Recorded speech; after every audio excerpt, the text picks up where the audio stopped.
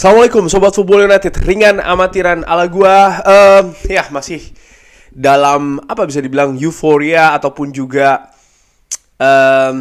enjoyment ya. Sedang dalam kepuasan Manchester United berhasil membalikkan situasi setelah tertinggal 2-0 menghadapi Aston Villa, di mana sebelum pertandingan banyak komentar-komentar pesimis, apalagi setelah pertandingan dimulai Manchester United sempat tertinggal 0-2 duluan. Walaupun sebenarnya ketika Manchester memulai pertandingan, mereka memulai dengan bagus. Mereka hanya kurang klinikal, mereka hanya kurang ketajaman saja, tapi mereka kemasukan 2 gol yang terlalu soft, terlalu lembek menurut gua. Salah satu hal atau faktor kenapa gol dari Aston Villa, 2 gol dari Aston Villa bisa terjadi adalah menurut gua koordinasi dan juga konsentrasi, utamanya di lini belakang Manchester United.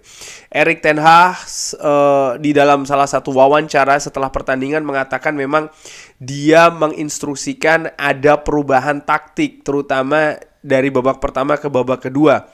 Namun dari faktor taktik ya, gue berusaha untuk melihat secara ringan amatiran ada yang menarik di pertandingan menghadapi Aston Villa, di mana ada posisi rata-rata ya di pertandingan tersebut. Ini adalah posisi rata-rata dari Manchester United. Di situ yang unik menurut gue ada di lapangan tengah, di mana posisi dari 3 pemain yaitu adalah Kobbie Mainoo, Bruno Fernandes, dan juga Christian Eriksen, yang seperti kayak ada poros ya di antara ketiganya, ada seperti kayak sumbu di lini tengah Manchester United. Dari posisi ini bisa dilihat bagaimana di sisi sebelah kiri Manchester United ada Diogo Dalot dan juga Rashford, tapi di sebelah kanan Aaron Wan-Bissaka ditempatkan di belakang, dan di depan nampak ada kekosongan, ada kayak tidak ada yang mengcover area tersebut. Tapi kalau gue lihat secara heat maps ya, ketika gue memilih Bruno Fernandes, ini gue ambil dari SofaScore, bisa dilihat memang Bruno Fernandes ternyata juga cukup sering untuk mengcover area sebelah kanan sekaligus juga sebelah kiri. Jadi Bruno Fernandes ini ada di tengah, ada di kanan, dan juga ada di kiri. Ini sangat menarik. Dan bagaimana pembagian tugas antara Kobbie Mainoo dan juga Christian Eriksen, ini sangat menarik untuk dilihat, di mana Christian Eriksen ternyata punya posisi atau kecenderungan lebih ke depan, dalam hal ini lebih ke daerah sebelah kiri ya, di mana Bruno Fernandes lebih banyak ke kanan, Christian Eriksen lebih banyak di kiri. Lalu yang menarik juga bagaimana posisi dari Kobbie Mainoo. Kobbie Mainoo berperan sebagai gelandang jangkar, di mana dia juga mengcover selain lini tengah ya, sentral, dia juga ke kanan dan juga ke kiri, maupun juga dia ke belakang, terutama mengcover dan juga menjemput bola. Yang menarik juga dari posisi wingback sebelah kiri, Diogo Dalot yang diplot sebagai back kiri, yang sebelum pertandingan juga banyak keraguan ya dari beberapa fans yang mengatakan kenapa bukan Sergio Reguilon. Menurut gue Diogo Dalot menjadi salah satu elemen penting di pertandingan tersebut, terutama dari keseimbangan antara menyerang dan juga bertahan.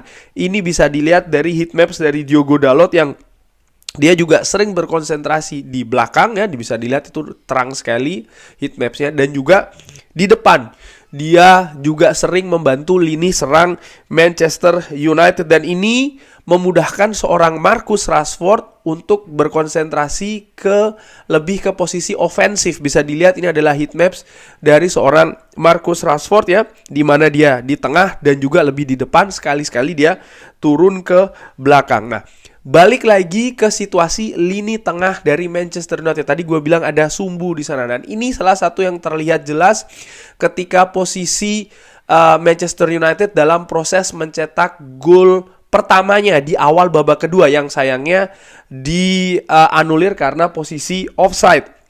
Di situ ada biru, lingkaran biru ya. Di belakang itu adalah Kobbie Mainoo, di depannya ada Christian Eriksen, di depannya lagi ada Bruno Fernandes, jadi ada sumbu di sana, dan di depannya ada 3 pemain ofensif yang bersiap untuk menyerang ke daerah pertahanan dari Aston Villa dengan lebih mengutamakan kecepatan dan juga penetrasi ya. Di sana ada Rasmus Højlund, di kanan ada Garnacho, dan di kiri ada Marcus Rashford. Dan ini juga merupakan salah satu hal yang bisa dilihat ketika di babak pertama ya, Manchester United berusaha untuk melakukan pressing, di mana di depan itu ada Højlund, di kanan Garnacho, di kiri Rashford, dan lihat di tengah posisi antara Christian Eriksen dan juga Bruno Fernandes hampir sejajar dengan konsentrasi yang berbeda. Bruno Fernandes lebih di kanan, Christian Eriksen lebih di sebelah kiri. Ini ada situasi lagi ketika di babak pertama ya, Manchester United juga berusaha untuk melakukan pressing. Sekali lagi posisinya juga hampir sama, Bruno Fernandes dan juga Christian Eriksen sama-sama ada di gelandang serang ya. Satu di sebelah, lebih ke sebelah kanan, satu di sebelah kiri, dengan Kobbie Mainoo ada di belakang, dan yang di kanan itu sedang ada Aaron Wan-Bissaka yang sedang inverted ke tengah. Dari situ ya, gua menilai, menurut gue secara ringan amatiran, secara perlahan-lahan ada salah satu sistem yang secara perlahan ini nampak sudah diperbaiki, walaupun mungkin belum sempurna. Apa itu? Formasi. Musim lalu Manchester United lebih banyak bermain dengan 4-2-3-1. Tapi menuju akhir musim, Erik ten Hag sesekali mulai memperkenalkan 4-1-2-3 atau 4-1-4-1. Di pre-season di Amerika Serikat, Manchester United berusaha untuk bermain juga dengan sistem 4-1-4-1. Tapi sistem ini ternyata belum bisa diimplementasi dengan bagus di awal musim, di mana ada faktor adaptasi yang belum selesai, lalu juga faktor fisik ya, di mana nampak pemain Manchester United nampak sering kelelahan ya di paruh awal atau di awal pertandingan awal-awal di Premier League. Lalu tentu saja faktor ketiga, cedera dari pemain pilar, di mana pemain-pemain tersebut diharapkan bisa mengimplementasikan sebagai kerangka 4-1-4-1 di atas lapangan. Nah, tadi malam gue melihat sistem ini nampaknya semakin baik diimplementasikan oleh para pemain Manchester United. Pemain-pemain baru, contohnya seperti Sofyan Amrabat, sempat beberapa kali juga mengisi posisi gelandang sentral ya di formasi 4-1-2-3 atau 4-1-4-1, tapi masih belum konsisten. Dia bisa melakukannya dengan baik. Ataupun juga karakteristiknya berbeda dengan Kobbie Mainoo, di mana Kobbie Mainoo lebih technical ya, sementara sementara Sofyan Amrabat kalau gue lihat lebih ke dalam hal perebutan bola, covering, dia lebih bagus di sana.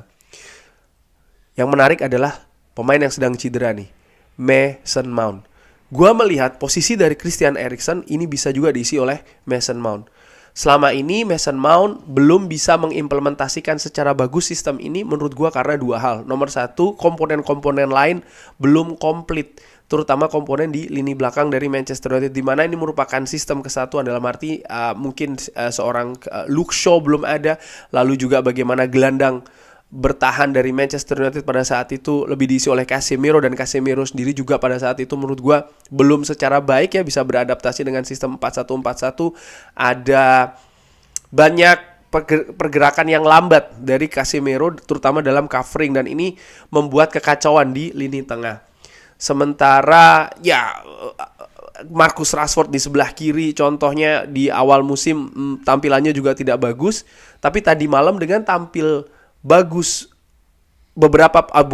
hampir seluruh pemain Manchester United, kalau tidak semuanya, maka sistem 4-1-4-1 ini menurut gue secara ringan amatiran terlihat ya sedikit demi sedikit ada perbaikan di sana. Dan bukan tidak mungkin dengan semakin banyak kembalinya dari pemain pilar Manchester United dan semakin menyatunya, semakin pahamnya para pemain di atas lapangan, sistem ini bisa diimplementasikan dengan bagus. Gua menilai memang poros di lini tengah ya, sumbu di lini tengah antara Kobbie Mainoo, Bruno Fernandes dan juga Christian Eriksen tadi malam ini menjadi salah satu pilar penting, di samping juga tampil bagusnya kedua sisi sayap dari Manchester United dalam hal bertahan dan juga dalam menyerang. Dan gua dengan ringan amatiran melihat bukan tidak mungkin ya setelah paruh musim nanti dimulai, pemain inti banyak yang masuk, mungkin ini yang akan jadi formasi selanjutnya dari Manchester United, di mana ada Kobbie Mainoo di sentral ya. Gue lebih memilih Kobbie Mainoo daripada Casemiro karena terlihat memang posisi gelandang tunggal, gelandang bertahan tunggal ini butuh mobilitas yang tinggi, dan gue tidak tahu apakah seorang Casemiro bisa beradaptasi dengan baik dengan sistem tersebut. Memang juga butuh cover dari gelandang-gelandang lain, tapi tugas utamanya menurut gue sih secara ringan amatiran tetap berada pada seorang yang memang menempati posisi itu dalam hal ini adalah Kobbie Mainoo. Dan di depan yang menarik adalah ada Bruno Fernandes dan juga Mason Mount. Kenapa bukan Christian Eriksen? Gue tetap beranggapan Christian Eriksen ini adalah pemain yang memang berkualitas, pemain bagus, tapi lebih untuk rotasi, lebih untuk backup. Dan di kanan ada Garnacho, ini tentu saja bisa dikombinasikan juga dengan Anthony. Dan di kiri ada Marcus Rashford yang juga bisa dikombinasikan dengan seorang Garnacho. Lalu di depan ada Rasmus Højlund. Kurang lebih demikian. Mudah-mudahan ya ini bisa semakin bagus sistem ini di Manchester United. Tapi bagaimana menurut Sobat Football United? Ada tanggapan lain seperti biasa bisa drop di kolom komen. Terima kasih sudah menyaksikan. Jangan lupa like, subscribe. Wassalamualaikum warahmatullahi wabarakatuh.